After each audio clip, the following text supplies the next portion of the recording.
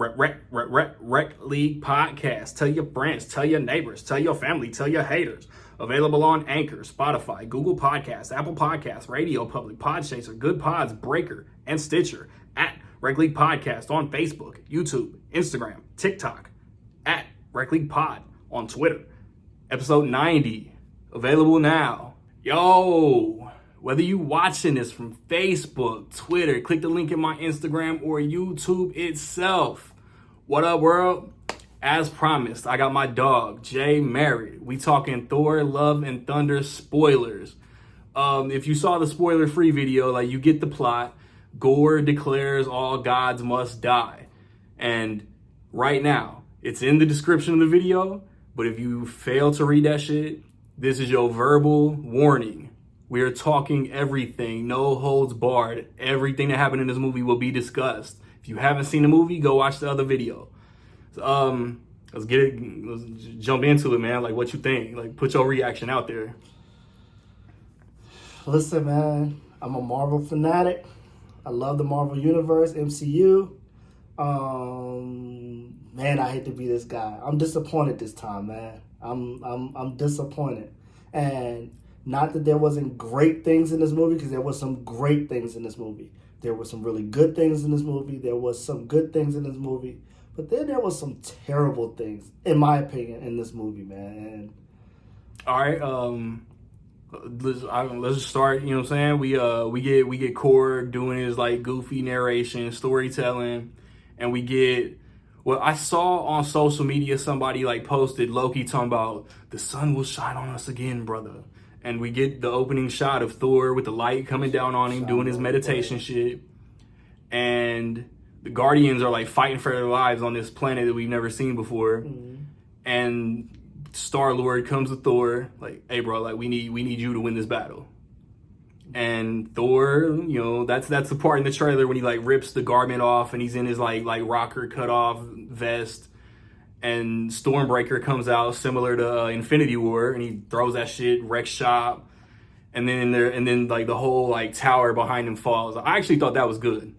Right. I thought that shit was kind of funny. Right. For the fans who really loved Thor in Infinity War and then hated the Fat Thor theme that they did in Endgame, you'll be happy with Thor being back in form in this movie. Like, oh, yeah. This is probably the most beast shape that Hemsworth has been in any MCU movie. And he shows up. He's Thor from Infinity War again in this movie. Like, he's that level of powerful in this movie to me. Like, I feel like every scene that he showed up in where he was in a fight scene, he looked like he was that guy. Yeah. Like, to me. Like, he didn't look like Fat Thor. Fat Thor, you tend to, you know, in the fight scenes, like, okay, he's not the same. And this one, you'll be like, okay, he's back. You're going to have that he's back moment. You'll have that. Yeah, at the beginning. Right. And it opens with Gore and his motivations for wanting to take out all the gods. His child is dying. He's on this like deserted, lifeless area. I really liked the shot of like the upside down shadow. I was like into that shit. And then whoever his direct god is, like he gets like time with him, and he's like spitting on him like peasant. No, I'm not gonna help you and answer your prayers.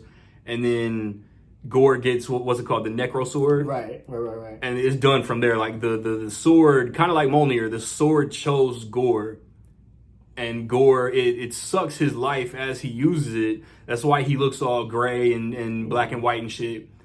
And from there on, like Christian Bale's in top form. Right. Like Christian Bale's one of my favorite actors doing it, and this is probably one of my all-time favorite Bale performances. He delivered. As the villain of this movie, he delivered. The scene that we're discussing, the intro of the movie pretty much, where Gore is pretty much all of his people are gone pretty much, and it's like just him and his daughter left or something. Yeah.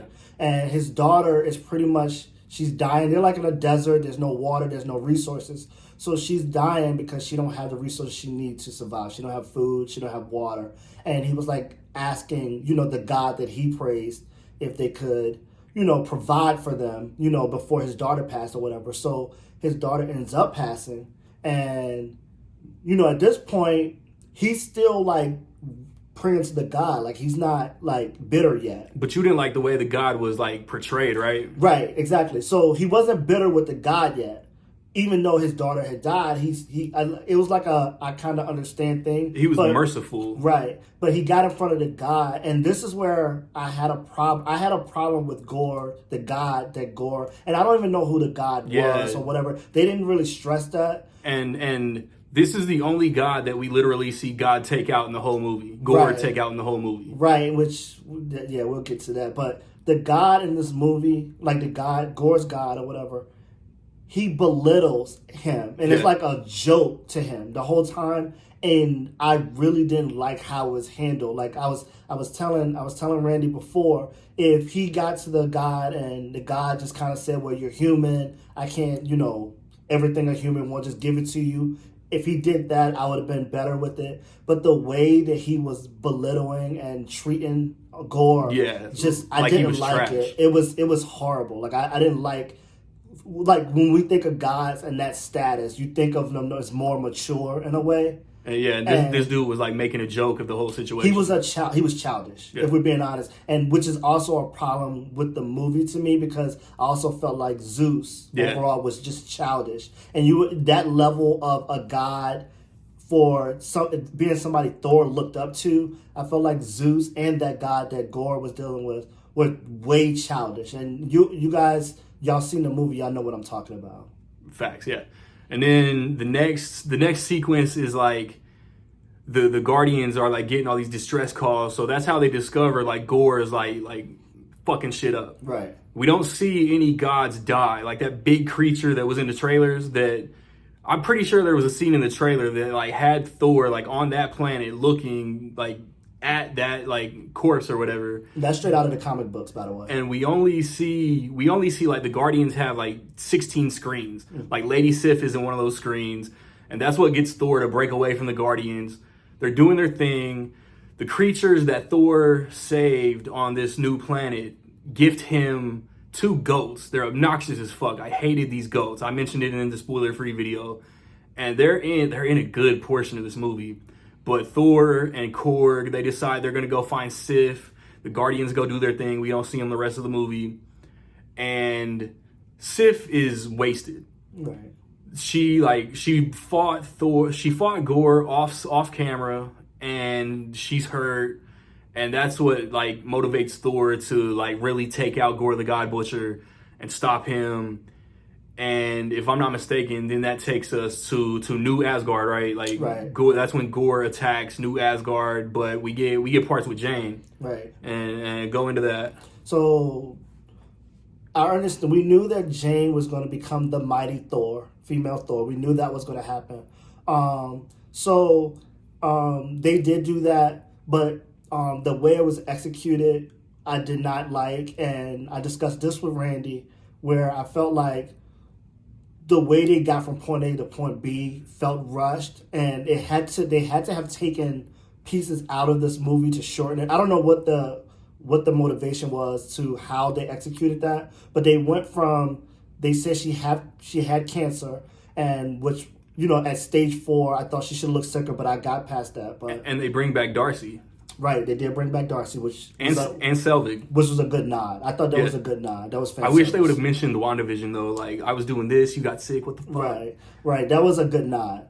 That was good fan service. But she went from I'm sick, I got cancer, to literally showing up to Asgard, where Mimir was, and the next time we see her, she's fighting as the mighty Thor. Yeah, I mentioned that in the spoiler-free video too. They show her looking, what I said in the spoiler-free video, they show her looking at something. She was looking at broken up Mjolnir, and it cuts to Gore, cuts to Thor, some scene, and then the attack on New Asgard, Thor comes down, and it's the scene, Mjolnir looks like it's going to Thor, but it backpedals, kind of like it did with Cap in Endgame.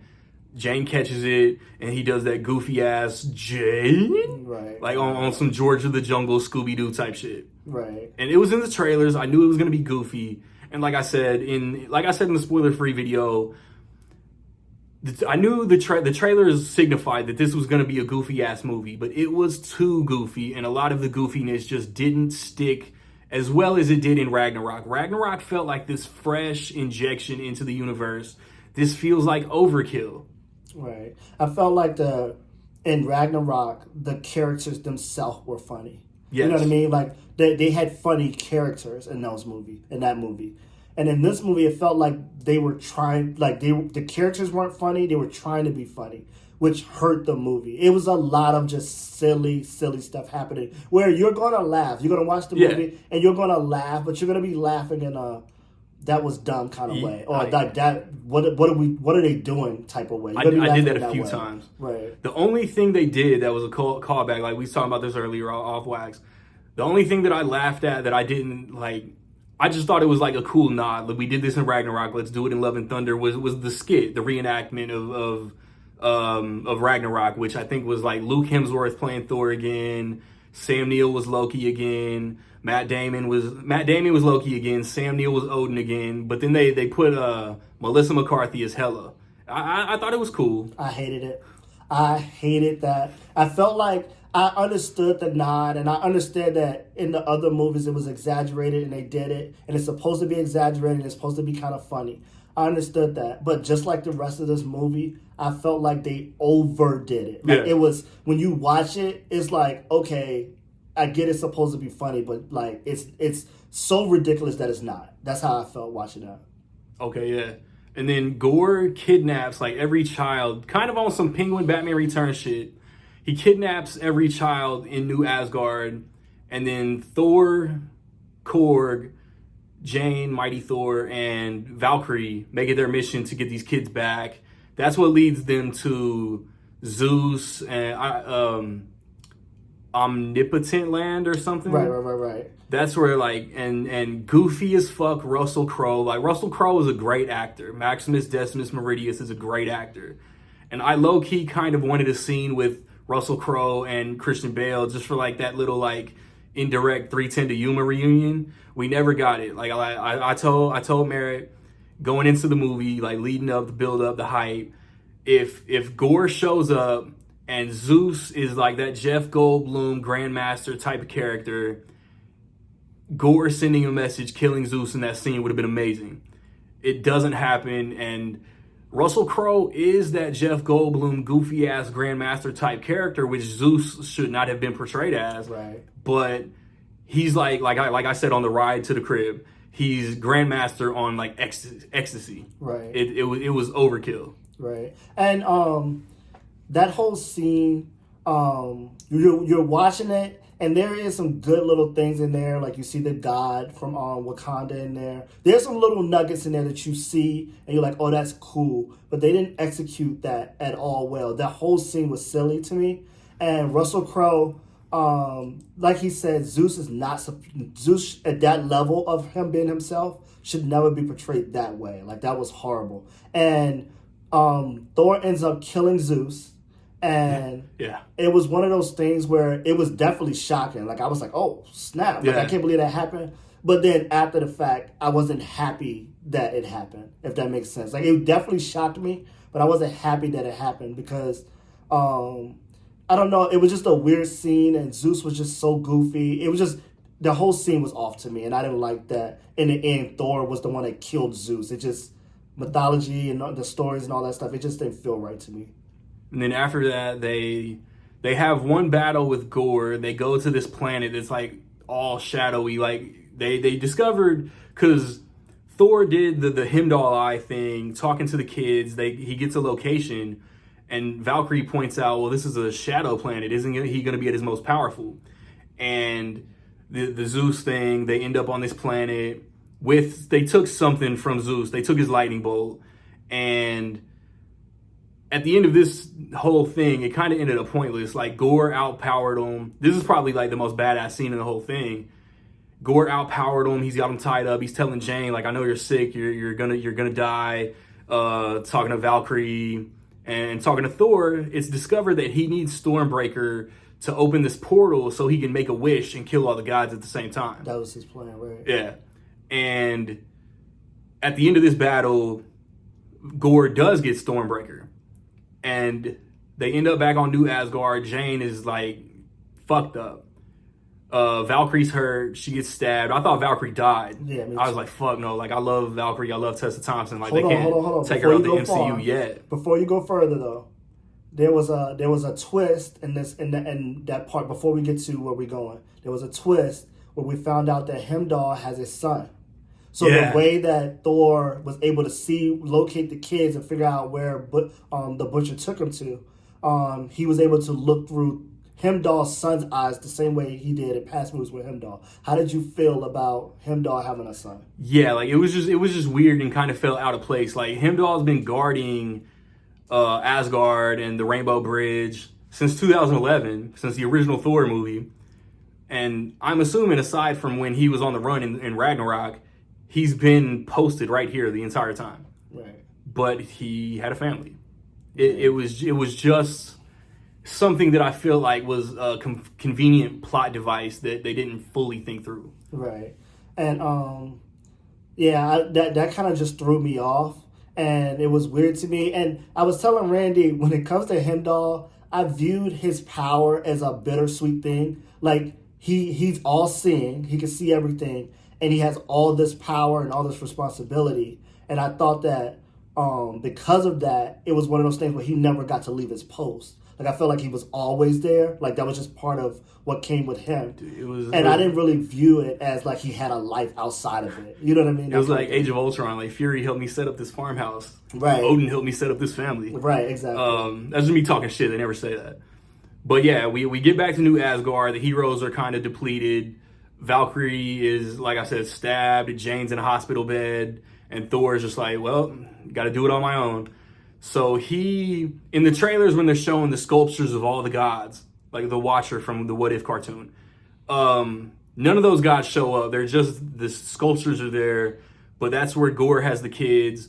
Thor takes the fight to him, and Gore has Stormbreaker like stuck in the ground, and he's opening this portal, and Thor, like Merritt always points out, Thor uses his Odin powers up all these kids so they can help him, and it's not as good as the Shadow Planet, but it was a badass battle. Right. Because Jane had the power of Thor, and we know that Odin has given his powers to Thor. We know that's how that worked. We've been waiting for glimpses of, okay, where's his Odin powers, right? And the reason why Jane was even able to become Thor in the first place is because Thor indirectly asked for it. He asked Mjolnir to always protect Jane. So that's how she ended up becoming Thor in the first place. That's one thing I have issues with too. Like, they show this montage of like Thor and Jane's relationship, and like Thor is talking to Mjolnir, talking to Stormbreaker. There's this like lovers quarrel with his weapons, which I thought was fucking stupid. But Thor does whisper to Mjolnir, just the way Odin whispered, only those worthy can lift Mjolnir, blah, blah, blah. He tells Mjolnir, protect Jane no matter what. Right. And then, like, he kind of has, like, this, like he's missing Mjolnir, but he's got Stormbreaker. And I just... Yeah, it was like a love, like, it was like Stormbreaker was jealous that Thor missed his old weapon. And it was just like a human, non-human thing that was just, it came off as just weird a lot of times. Like, it didn't really make that much sense. Like Stormbreaker was doing weird shit because, Thor missed his old weapon. Yeah, like, it was crazy. He would just like levitate into the shot, and it was, that's one of the running gags that I just don't think hit. But Stormbreaker is opening the portal, and Thor is using the lightning bolt to try to stop it. And Jane leaves the hospital. Like, Thor tells her, you're using Mjolnir. Mjolnir is draining your human energy to fight the cancer, so it's weakening you. But she basically says, fuck it, I'm gonna help defeat the bad guy.